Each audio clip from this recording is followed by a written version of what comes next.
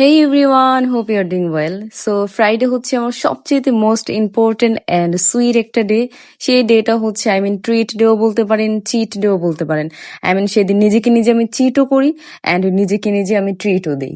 So ব্যাপারটা বুঝিয়ে বলি। সেই দিনটা হচ্ছে আমার মোস্ট ইম্পর্টেন্ট একটা দিন। সেদিন আমি খুব সকালবেলায় ঘুম থেকে উঠি। ধরেন প্রত্যেক দিন হচ্ছে আমি অনেক লেট করে উঠি। সেই দিনটাতে একটু আর্লি উঠে ট্রাই করি এন্ড সেদিন রান্না বান্না সবকিছুই স্টার্ট হয় সকাল থেকেই। সো সারাদিন হচ্ছে নিজেকে ট্রিট দিতে থাকি বাসায় এন্ড বাহিরেও। এন্ড ফ্রাইডে আমার বাসায় গেস্ট থাকবে, দ্যাটস ওয়াই হচ্ছে আমি রাতের বেলায় রান্না করে রাখবো দুইটা আইটেম, সেটা হচ্ছে পোলাও এন্ড রোস্ট।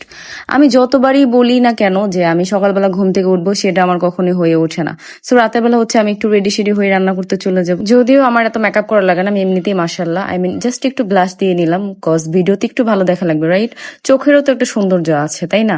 সো যাই হোক, এখানে হচ্ছে দিলমারা গার্ডেন গার্ডেন ছিল, দ্যাটস ওয়াই হচ্ছে আমি ফার্স্ট একটু ডান্স করে নিজেকে একটু হ্যাপি হ্যাপি মোড দিলাম। তারপর রান্নাটা একটু চটপট করেই করে নিব। সো এখানে হচ্ছে আমি রান্না করার ক্ষেত্রে সবসময় কফিটা আগে ফার্স্ট প্রায়োরিটি দিই, কফি খেতে খেতে রান্না করলে এনার্জেটিক একটা ভাইব থাকে। সরি, নেভার মাইন্ড, কথা একটু বেশি বলে ফেলি। আচ্ছা যাই হোক, সো রান্নাটা হচ্ছে কমপ্লিট করেছি। ফার্স্টে হচ্ছে আমি তেল দিয়েছিলাম, তারপরে হচ্ছে আমি কিছু মশলা অ্যাড করে দিয়েছি, তেজপাতা, লবঙ্গ, দারুচিনি, এলাচ আর গোলমরিচ।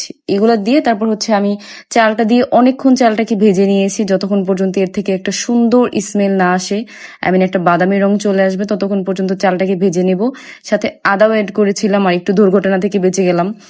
তারপরে হচ্ছে কফিটা অলমোস্ট শেষ করে তারপরে হচ্ছে আমি এখানে হচ্ছে দুধ অ্যাড করে দিব আর পানি অ্যাড করে দিব।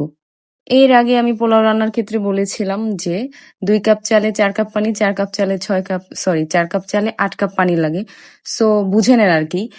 তো সেক্ষেত্রে হচ্ছে আমি সবসময় কনফিউশনে থাকি যে 2 কাপ না 4 কাপ দিলাম। তারপর আমি হচ্ছে আবার ভিডিও দেখে আবার চিন্তা করলাম যে না, 2 কাপ দিয়েছিলাম দুধ, সরি 4 কাপ দিয়েছিলাম দুধ।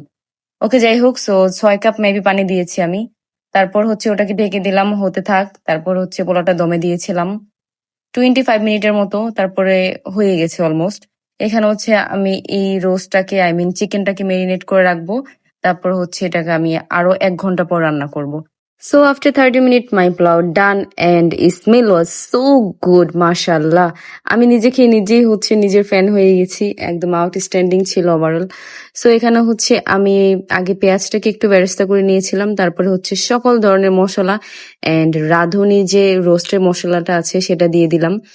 এট ফার্স্ট পেঁয়াজটা বেরেস্তা হওয়ার পর এর মধ্যে হচ্ছে এলাচ, দারুচিনি, পোস্তদানা, গোলমরিচ, তেজপাতা, তারপরে হচ্ছে আদা রসুন বাটা, এই সবকিছু দিয়ে তারপর হলুদ, মরিচ, জিরা গুঁড়া, ধনিয়ার গুঁড়া, এই সবকিছু দিয়ে কষিয়ে তার মধ্যে টক দই দিয়ে দিলাম।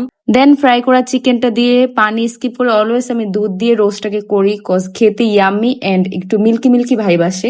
এরপর আমি পায়েস রান্না করবো এন্ড গরু মাংস রান্না করবো। আজকের ভিডিও এই পর্যন্ত, বাই বাই।